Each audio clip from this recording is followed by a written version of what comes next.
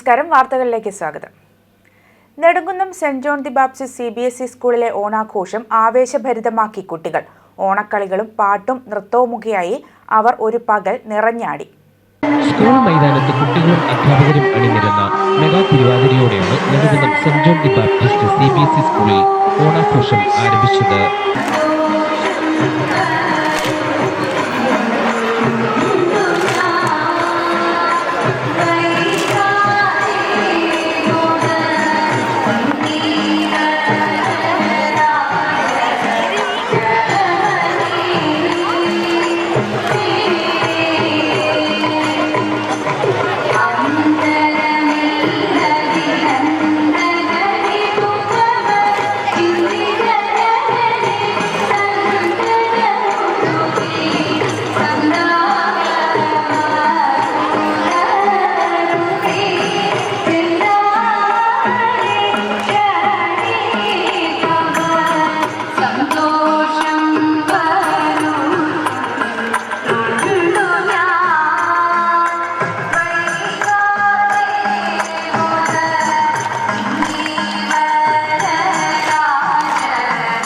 തുടർന്ന് കൈകൊട്ടിക്കളിയും പുലികളിയുമായി.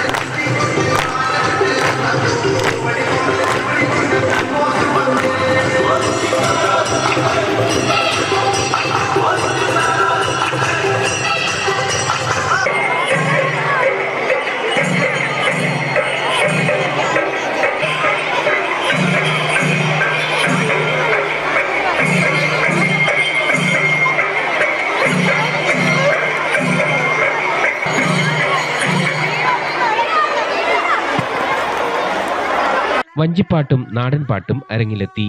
കുട്ടികൾ ഓണാഘോഷം ആവേശഭരിതമാക്കി.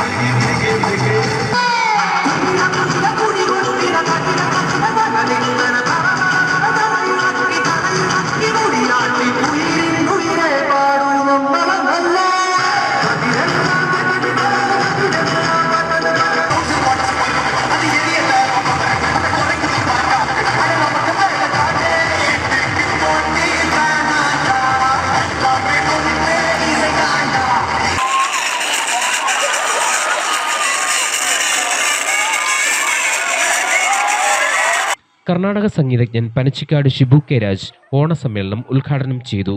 School manager father Varghese Kaithaparambil അധ്യക്ഷനായിരുന്നു. Principal Tindu Mathew, vice principal father Jeni Irupathil, Alan Kuruvila എന്നിവർ പ്രസംഗിച്ചു. അർച്ചന ജി നായർ, സിന്ധു മാത്യു, CJ അനീഷ് എന്നിവർ പരിപാടികൾക്ക് നേതൃത്വം നൽകി.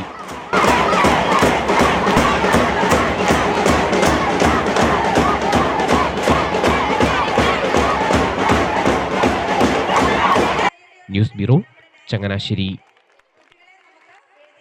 ആവേശത്തിന്റെ ആർപ്പുവിളികളോടെ പുതുപ്പള്ളി മച്ചിക്കാട് CMS LP സ്കൂളിൽ ഓണം ആഘോഷിച്ചു. വർണ്ണവിസ്മയങ്ങൾ തീർത്ത തനത് കലാരൂപമായ പുലിക്കളി ഒരുക്കി വിദ്യാലയം നാട്ടിൽ ഓണവരവ് അറിയിച്ചു. ഓണം വേറിട്ട അനുഭവമാക്കിയപ്പോൾ ആർപ്പോ ഇറോ എന്ന് ആർപ്പുവിളി ഉണർത്തിക്കൊണ്ട് ഓണാഘോഷം കളറാക്കി മച്ചിക്കാട് CMS LP സ്കൂൾ. വർണ്ണവിസ്മയങ്ങൾ തീർത്ത തനതു കലാരൂപമായ പുലികളി ഒരുക്കി വിദ്യാലയം നാട്ടിൽ ഓണവരവറിയിച്ചു.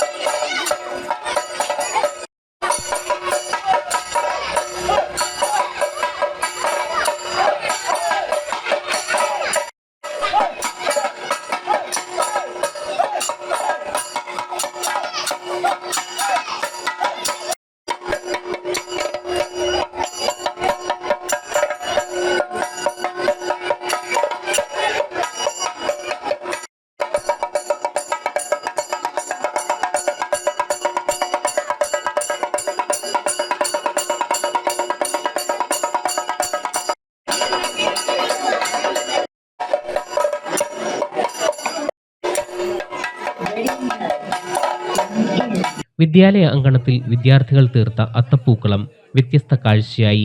ആർപ്പോ ഇറോ എന്ന ഓണാഘോഷ സംഗമത്തിലേക്ക് സ്കൂൾ പ്രഥമാധ്യാപകൻ ബെന്നി മാത്യു ഏവർക്കും സ്വാഗതം ആശംസിച്ചു. School local manager reverend Anoop George Joseph ഓണ സന്ദേശം നൽകി. പുതുപ്പള്ളി ഗ്രാമപഞ്ചായത്ത് വിദ്യാഭ്യാസ സ്ഥിരം സമിതി അധ്യക്ഷ വത്സമ്മ മാണി ആശംസകൾ അറിയിച്ചു. രക്ഷിതാക്കൾ ഒന്നായി ചേർന്ന് നിന്ന് വിദ്യാലയ അങ്കണത്തിൽ തിരുവാതിര അവതരിപ്പിച്ചു.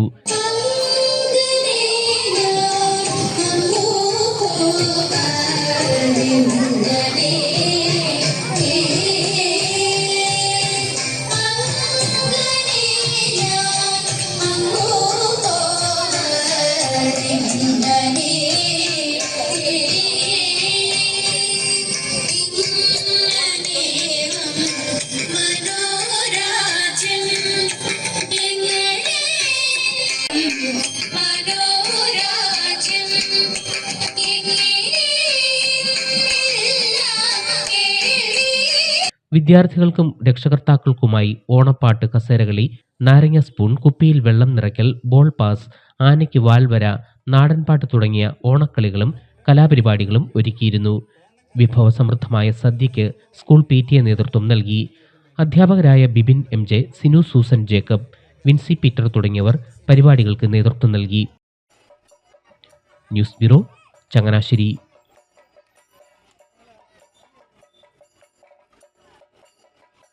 കുറവിലങ്ങാട്ടെ സയൻസ് സിറ്റി അല്ലാതെ ബൃഹത്തായ എന്തെങ്കിലും വികസന പദ്ധതികൾ കടുത്തുരുത്തിയിൽ എത്തിയിട്ടുണ്ടോ എന്ന് ജനങ്ങൾ പരിശോധിക്കണമെന്ന് Kerala Congress M chairman Jose K Mani.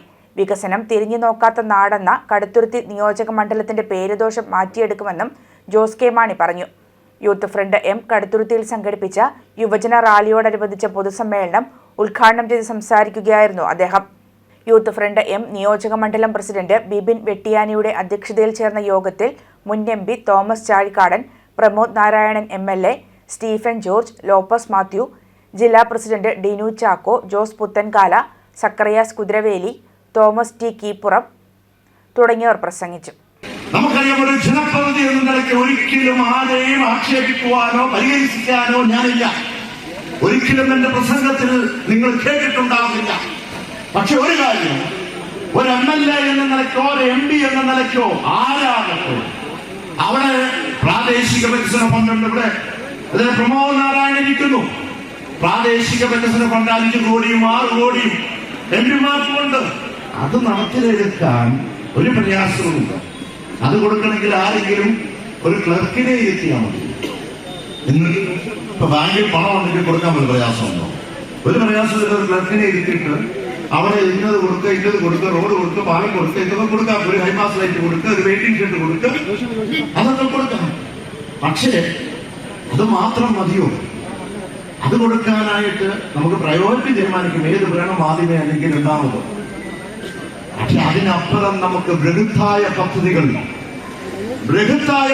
നമ്മൾ ഈ നാട്ടിൽ കൊണ്ടുവരേണ്ടത്. അതിന്റെ ഭാഗമായിട്ടാണ് നമ്മൾ ഈ ത്രിപിൾ സയൻസ് സിറ്റിയും അതോടൊപ്പം തന്നെ പാസ്പോർട്ട് സേവാ കേന്ദ്രവും അതോടൊപ്പം റെയിൽവേ വികസനവും അതോടൊപ്പം തന്നെ ഈ ഞാൻ നേരത്തെ സൂചിപ്പിച്ച സ്ഥാപനങ്ങളെല്ലാം അങ്ങനെയാണെങ്കിൽ നമ്മളെടുത്ത് പരിശോധിച്ച് നോക്കുക. കഴിഞ്ഞ 20 ജോർജ് കുട്ടി ആഗസ്റ്റ് പറഞ്ഞ പോലെ നമ്മുടെ കേരള കോൺഗ്രസിന്റെ ജനങ്ങൾ ഇവിടെ ഇരിക്കുമ്പോൾ, സാധാരണക്കാരായ മക്കൾ ഇവിടെ ഉള്ളപ്പോൾ, പാവപ്പെട്ടവരിവിടെ ഉള്ളപ്പോൾ ബൃഹത്തായ പദ്ധതികൾ കഴിഞ്ഞ 20 വർഷക്കാലം കൊണ്ട് സംസ്ഥാനത്തിന്റെ നമുക്ക് നഷ്ടപ്പെട്ടിട്ടുണ്ടോ എന്നെടുത്ത് പരിശോധിക്കണ്ടേ? കാലവും നമുക്ക് കിട്ടുന്ന പ്രാദേശിക വികസന ഫണ്ടിൽ അല്ലെങ്കിൽ ബജറ്റിൽ കിട്ടുന്ന ചെറിയ മൂന്ന് റോഡുകളും മാത്രം മതിയോ അടിസ്ഥാന സൗകര്യങ്ങളിലേക്ക് പോകണ്ടേ? എനിക്കറിഞ്ഞുകൂടാ. കോരത്തോട് കൊമ്പുകുത്തിയിൽ ജനവാസ മേഖലയിൽ കാട്ടാനയുടെ ആക്രമണം. വെള്ളിയാഴ്ച രാത്രിയിൽ വീടിന്റെ സിറ്റൌട്ടിൽ കയറി നിന്ന കാട്ടാനയുടെ ആക്രമണത്തിൽ നിന്നും തലനാരിഴയ്ക്കാണ് വൃദ്ധ ദമ്പതികളായ കൊമ്പുകുത്തി പടലിക്കാട്ട് ദാസനും ഭാര്യ പുഷ്പയും രക്ഷപ്പെട്ടത്. വൈകുന്നേരം ആനയുടെ സാന്നിധ്യം മേഖലയിൽ ഉണ്ടെന്ന് വിവരം ലഭിച്ച ഉടൻ ദാസൻ കാട്ടാനയെ പുരയിടത്തിൽ നിന്ന് തുരത്താൻ റബ്ബർ ഷീറ്റ് ഡിഷ് അടിച്ച് ശബ്ദം ഉണ്ടാക്കിയതിനു ശേഷം കയറിക്കിടന്ന് ഉറങ്ങി. എന്നാൽ രാത്രി 11 മണിയോടെ ആനയുടെ സാന്നിധ്യം വീടിന് പുറത്തുള്ള ശബ്ദം കേട്ട് ദാസന്റെ ഭാര്യ പുഷ്പ കതക് തുറന്ന് ആനയെ ഓടിക്കുവാനായി ശബ്ദം ഉണ്ടാക്കാനായി വീടിന് മുന്നിൽ സൂക്ഷിച്ചിരുന്ന റബ്ബർ ഷീറ്റ് ഡിഷ് എടുത്ത് തിരികെ വീട്ടിലേക്ക് കയറുന്നതിന് ഇടയിലാണ് പുഷ്പയുടെ നേരെ കാട്ടാന ചീറിപ്പാഞ്ഞ് അടുത്തത്. വീടിന്റെ സിറ്റൌട്ടിൽ മുൻകാലെടുത്ത് വെച്ച പുഷ്പയെ പിടിക്കുവാനായി ആയുന്നതിന് മുൻപ് തന്നെ ദാസൻ ഭാര്യയെ സിറ്റൌട്ടിൽ നിന്നും ഹാളിലേക്ക് തള്ളി മാറ്റുകയായിരുന്നു. 6 മണി കഴിഞ്ഞപ്പം സജിബോനോട് ആന വന്ന് പറഞ്ഞ് ചെറുക്കം വന്ന് പറഞ്ഞു. അപ്പോൾ അത് കഴിഞ്ഞിട്ട് ഞങ്ങളൊരു 7 മണിയായപ്പോൾ ഇവിടെ താഴെ ഡീഷുണ്ടായിരുന്നു, അത് അടിക്കും. അപ്പോൾ ആനയുണ്ട പോകാൻ വേണ്ടി അടിച്ചേച്ച് വന്ന് പിന്നെ ഞാൻ ഒരു 9 മണി കഴിഞ്ഞപ്പോൾ ലൈറ്റൊക്കെ അടിച്ച് വന്നിട്ട് കിടന്ന് കഴിഞ്ഞ് ഞാനൊരു 10:55 എഴുന്നേറ്റ് അപ്പുറം ലൈറ്റ് അടിച്ച് ഇവിടെ. അപ്പം മഴ പെയ്തുകൊണ്ട് ഞാൻ അങ്ങോട്ട് പോയില്ല. അവിടെ ഞാൻ തീ എന്നും ഇടും. അപ്പോൾ ആന അപ്പുറത്ത് നിന്ന് ഇത് തിന്നുന്നുണ്ട്, ഭാര്യ തിന്നുമായിരുന്നു. ഞാൻ കുരുത്തത്തിന് എനിക്ക് പോകാൻ അങ്ങോട്ട് തോന്നിയില്ല. ഞാൻ തിരിച്ച് വന്ന് കയറി കിടന്നു. മഴയായപ്പോൾ കിടന്ന് 5 മിനിറ്റ് കഴിയുമ്പോൾ എന്നെ പുള്ളിക്കാരി പിടിച്ച്, ഇത് ആനയാണ് അവിടെ കപ്പ പറിക്കുന്നതെന്ന് പറഞ്ഞു. ഞാൻ എഴുന്നേറ്റ് ഞാൻ അവിടെ നിൽക്കുന്ന പുള്ളിക്കാരി വന്ന് ഈ ഡീഷ് എടുക്കാൻ വേണ്ടി ഇവിടെ ഇറങ്ങി ഇത് എടുക്കുകയും ആന ഓടി വന്നു ഞങ്ങളുടെ മുമ്പിൽ വന്ന് നിന്ന്. കുരുത്തത്തിന് തുമ്പിക്കൈ പൊക്കിയില്ല. എല്ലാം രണ്ടുപേരും ഒന്നുപോലെ പിടിച്ചാനെ. ഞാൻ പിന്നെ പുള്ളിക്കാരി വേഗം വലിച്ച് മുറിക്കാത്തത് കയറ്റി വേണ്ട ചവിട്ടിയത് ആന. ഈ കാല കഴിച്ച് ഇവിടെ കയറി ആ കുട ചവിട്ടി ഓടിച്ച് കമ്പി വളച്ച് പിന്നെ പോയ പോക്കിനെ അതെല്ലാം മറിച്ചിട്ടിട്ട് അപ്പുറത്ത് പോയി അവിടെ കുറേ വാഴയുണ്ടായിരുന്നു, അതെല്ലാം നശിപ്പിച്ചിട്ട് പിന്നെ ഈ അപ്പുറത്ത് ഫോറസ്റ്റുകാർ വന്നു. ഒരു 10 മണിയായപ്പോൾ വന്ന് അവർ കഴിഞ്ഞ് അപ്പോൾ പറഞ്ഞു അവർ അങ്ങോട്ട് പോകരുതെന്ന് പറഞ്ഞു. അവരും ഇവിടെ തന്നെ നിന്നിട്ട് അതേ അപ്പോൾ അപ്പുറത്തെ ഒച്ച കേട്ടപ്പോൾ ആന തിരിച്ചു വന്ന് താഴെ വന്ന് ഇവർ പടക്കം പൊടിച്ചു, ഫോറസ്റ്റുകാർ വെടി പൊട്ടിച്ച്. ആ കലിപ്പിനാണ് പോയി വെട്ടുന്ന റബ്ബർ 3-4 മരത്തിൻ്റെ തൊലി മൊത്തം കളഞ്ഞിട്ട് താഴോട്ട് ഇറങ്ങിപ്പോയി. ഇങ്ങനെയാണ് ഞങ്ങളെല്ലാം ഇവിടെ. ഞങ്ങളിവിടെ വന്ന് 10-50 വർഷമായി. ഞങ്ങൾക്ക് ഇന്ന് വരെ ഒരു ആപത്ത് വന്നിട്ടില്ല. ഞങ്ങൾ ഈ കൃഷി കൊണ്ടാണ് ജീവിക്കുന്നത്. ഞാനിത് കൊത്തിയൊന്നുമില്ല. അതിനുവേണ്ടി ആന ഇവിടെ വന്നു കഴിഞ്ഞു. അന്നേരത്തന്നെ ഞാനാണ് എനിക്ക് പുള്ളി എന്നെ വലിച്ചോണ്ട് പെട്ടെന്ന് പെരക്കാത്തോട്ട് കയറി കലവ് അടിച്ച് അന്നത്തിന് ആന ഇവിടെ കാലി വെച്ച് ഇവിടെ കയറി. ആ കലിപ്പിന് കുട ഞാൻ പണിയും കഴിഞ്ഞുകൊണ്ടൊന്ന് തൊഴിലുറപ്പം കഴിഞ്ഞൊന്ന് കുട വെച്ച് ആ കുടയും തുമ്പിക്കൊക്കെ അടിച്ച് ചളക്കി ഓടിച്ച് ആ കുറ്റിയെല്ലാം മറിച്ചിട്ടിട്ട് ഇതുവഴി അങ്ങോട്ട് പോയി. എല്ലാം നശിപ്പിച്ചത് ഇതിലെ അങ്ങോട്ട് പോയി. ഇവിടെ ആന വന്നത് എന്നിട്ട് ഇവിടെ ഞങ്ങൾ നോക്കുമ്പോ ആന ഇവിടെ നിൽക്കുവാ, തുമ്പിക്കൈ മാത്രം പൊക്കിയിട്ടില്ല. പുരയിടത്തിൽ ആന വ്യാപകമായി കൃഷിനാശവും വരുത്തിയിട്ടുണ്ട്. വ്യാഴാഴ്ച കൊമ്പുകുത്തിയിൽ പുളിക്കൽ പത്മനാഭ പിള്ളയുടെ വീട്ടുമുറ്റത്ത് കാട്ടാനയെത്തി. ആനയെ കണ്ട് ഭയന്ന് വീട്ടുകാർ നിലവിളിച്ചതോടെ ആന വീടിന്റെ കതക് കുത്തിപ്പൊളിച്ചു. വീടിനകത്തുണ്ടായിരുന്ന കട്ടിൽ, മേശ, TV അടക്കമുള്ള ഗൃഹോപകരണങ്ങളും നശിപ്പിച്ചു. വീട്ടുകാർ പരിക്കേൽക്കാതെ അത്ഭുതകരമായി രക്ഷപ്പെട്ടു. കാട്ടാനയുടെ ശല്യം രൂക്ഷമായതോടെ പ്രക്ഷോഭ പരിപാടികൾ ആരംഭിക്കാനുള്ള തയ്യാറെടുപ്പിലാണ് പ്രദേശവാസികൾ. പാറേമാവ് ജില്ലാ ആയുർവേദ ആശുപത്രിയും സഹായ കേന്ദ്ര ചാരിറ്റബിൾ ട്രസ്റ്റിന്റെയും സംയുക്ത ആഭിമുഖ്യത്തിൽ സൗജന്യ ആയുർവേദ മെഡിക്കൽ ക്യാമ്പ് നടത്തി. കഞ്ഞിക്കുഴി പഞ്ചായത്ത് സുവർണ ജൂബിലി ഹാളിൽ നടന്ന മെഡിക്കൽ ക്യാമ്പ് കഞ്ഞിക്കുഴി ഗ്രാമപഞ്ചായത്ത് പ്രസിഡന്റ് വക്കച്ചൻ വയലിൽ ഉദ്ഘാടനം ചെയ്തു. ട്രസ്റ്റ് ചെയർമാൻ AP ഉസ്മാൻ അധ്യക്ഷത വഹിച്ചു. ട്രസ്റ്റ് രക്ഷാധികാരി MD അർജുനൻ മുഖ്യപ്രഭാഷണം നടത്തി. ആശംസ അറിയിച്ച് ജോബി ചാലിൽ, PD ശോശാമ്മ, മാത്യു തായങ്കരി, PT ജയകുമാർ, സോയിമോൻ സണ്ണി, ഐസൻജിത്ത് എന്നിവർ സംസാരിച്ചു. Doctor Jyothis, doctor Rajitha Vincent എന്നിവരുടെ സേവനം ക്യാമ്പിൽ ലഭ്യമായിരുന്നു. വളരെ പെട്ടെന്ന് രോഗം മാറാൻ കണ്ടെത്തുന്ന ഒരു നൂതനമായ മാർഗമായി നമ്മൾ അലോപ്പതി ചെയ്യുന്നുണ്ട്. പെട്ടെന്ന് ആശുപത്രിയിൽ പോകുന്നതിന് ആരും വേഗം തന്നെ തീരുമാനിക്കുന്ന സ്ഥലം അലോപ്പതി ആശുപത്രിയാണ്. പക്ഷെ മനുഷ്യ ശരീരത്തിന്റെ രോഗകാരണങ്ങളെ കണ്ടെത്തി ആ സാഹചര്യത്തിനെ അതിജീവിച്ച് എല്ലാ അർത്ഥത്തിലും അതെല്ലാം നമ്മൾ ഉപേക്ഷിച്ചുകൊണ്ട് നമ്മൾ തനതായ ആയുർവേദത്തെയും അതുപോലെ തന്നെ ഹോമിയോയും ഉപേക്ഷിച്ചുകൊണ്ട് നമ്മൾ അത്യാധുനിക കാലഘട്ടത്തിലേക്ക് കടന്നിരിക്കുന്ന ഈ കാലഘട്ടത്തിൽ അതിൻ്റെതായ രോഗങ്ങൾ വർദ്ധിച്ചു വരുന്നതല്ലാതെ താൽക്കാലിക ശമനമല്ലാതെ അതിനപ്പുറം ഇത് തീർന്നു മാറാവുന്ന ഒരു ചികിത്സാ രീതിയാണെന്ന് നമുക്ക് ഉറപ്പിച്ച് പറയാനായിട്ടില്ല. പല ഷുഗർ പോലെയുള്ള രോഗങ്ങൾ ഓണക്കാലത്തോടനുബന്ധിച്ച് ഗോപു നന്ദിലത്ത് ഗ്രൂപ്പ് നന്ദിലത്ത് ജിമാർട്ട് ഒരുക്കിയ സമ്മാന പദ്ധതിയായ നന്ദിലത്ത് ജിമാർട്ട് അത്തം പത്തോണം ലാഖ്പതി ഓഫറിന്റെ 3-ാം ദിവസത്തെ വിജയിയെ നറുക്കെടുപ്പിലൂടെ തെരഞ്ഞെടുത്തു. നന്ദിലത്ത് ജിമാർട്ടിന്റെ കേരളത്തിൽ ഉടനീളമുള്ള എല്ലാ ഷോറൂമുകളിൽ നിന്നും പർച്ചേസ് ചെയ്തവരിൽ നിന്ന് നറുക്കെടുപ്പിലൂടെ കൊല്ലം മരുത്തടി സ്വദേശിയായ അനിതയാണ് വിജയിയായി തെരഞ്ഞെടുക്കപ്പെട്ടത്. കൊല്ലം പള്ളിമുക്ക് നന്ദിലത്ത് ജിമാർട്ട് ഷോറൂമിൽ നിന്നുമാണ് വിജയിയായ അനിത പർച്ചേസ് ചെയ്തത്. Gopu Nandilath group director Aishwarya Nandilath, executive director Arjun Nandilath, administrative manager Joy NP, showroom manager Vinu എന്നിവർ വിജയിയെ തെരഞ്ഞെടുക്കുന്ന ചടങ്ങിൽ സന്നിഹിതരായിരുന്നു. നന്ദിലത്ത് ജിമാർട്ട് അത്തം പത്തോണം ലാഖ്പതി ഓഫറിൽ ദിവസേന നറുക്കെടുപ്പിലൂടെ തെരഞ്ഞെടുക്കപ്പെടുന്ന ഓരോ ഭാഗ്യശാലിക്കും 1 ലക്ഷം രൂപയാണ് സമ്മാനത്തുകയായി ലഭിക്കുക. ഗോപു നന്ദിലത്ത് ജിമാർട്ട് അത്തം പത്തോണം 1 ലക്ഷം രൂപ ഡെയിലി ക്യാഷ് പ്രൈസ് ലാഖ്പതി ഓഫറിന്റെ 3-ാം വിജയെ നമ്മൾ തിരഞ്ഞെടുക്കാൻ പോവാണിന്ന്. അതിനായിട്ട് ഇന്ന് ഇവിടെ വന്നിട്ടുള്ള ഒരു കസ്റ്റമറെ നമ്മൾ ക്ഷണിക്കുകയാണ്. സർ, പേരെന്താണ്?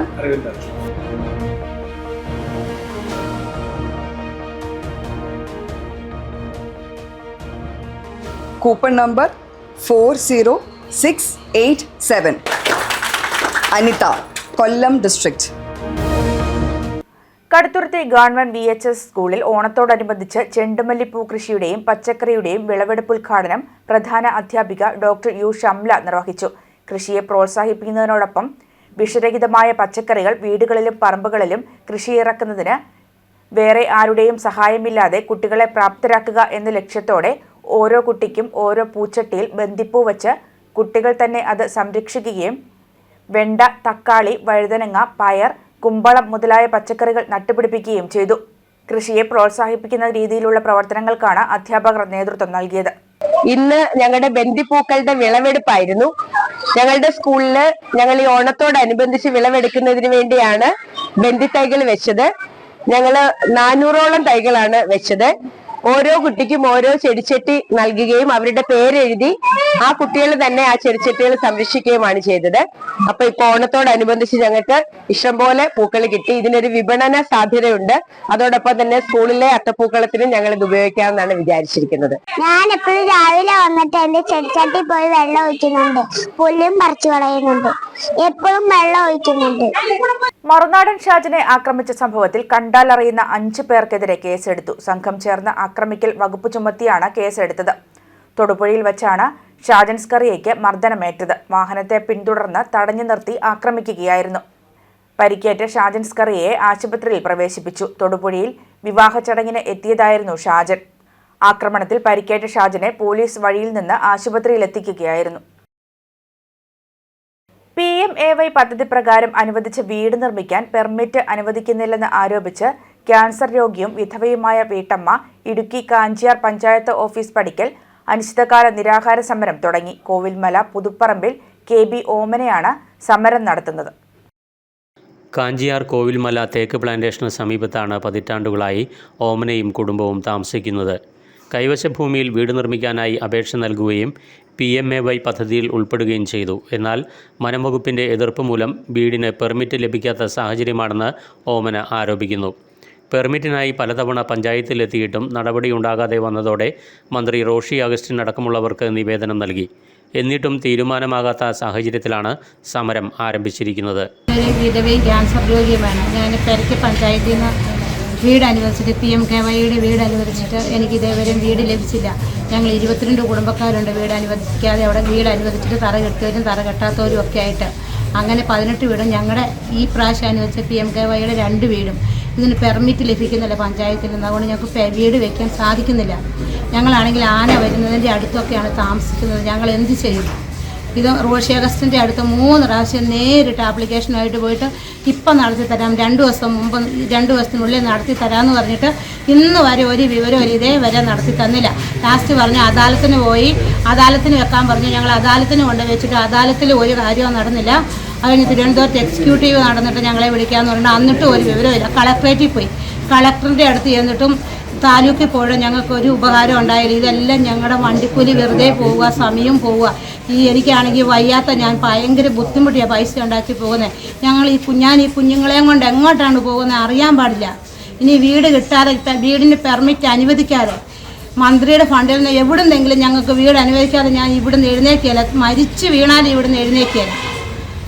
ട്രൈബൽ സെറ്റിൽമെൻറ്റ് മേഖലയിൽ കോവിൽമലയിൽ മറ്റ് വിഭാഗങ്ങളിൽപ്പെട്ടവർക്ക് വീട് നിർമ്മിക്കാനും മറ്റും വനംവകുപ്പിൻ്റെ അനുമതി ആവശ്യമാണ്. ഇത് ലഭ്യമാകാത്തതാണ് പ്രതിസന്ധിക്ക് കാരണമെന്ന് കാഞ്ചിയാർ പഞ്ചായത്ത് സെക്രട്ടറി അറിയിച്ചു. അനുകൂല നടപടി ഉണ്ടാകുന്നതുവരെ സമരം തുടരാനാണ് ഓമനയുടെ തീരുമാനം. ദൃശ്യ ന്യൂസ്, ഇടുക്കി. വാർത്തകൾ കഴിഞ്ഞു. നമസ്കാരം.